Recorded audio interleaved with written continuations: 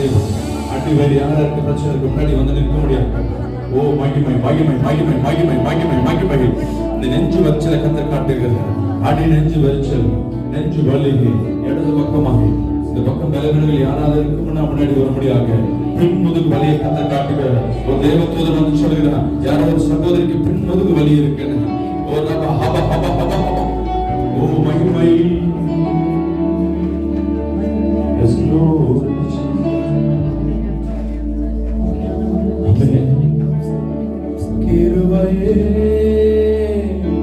கிருபையே மாறாத நல்ல கிருபையே கிருபையே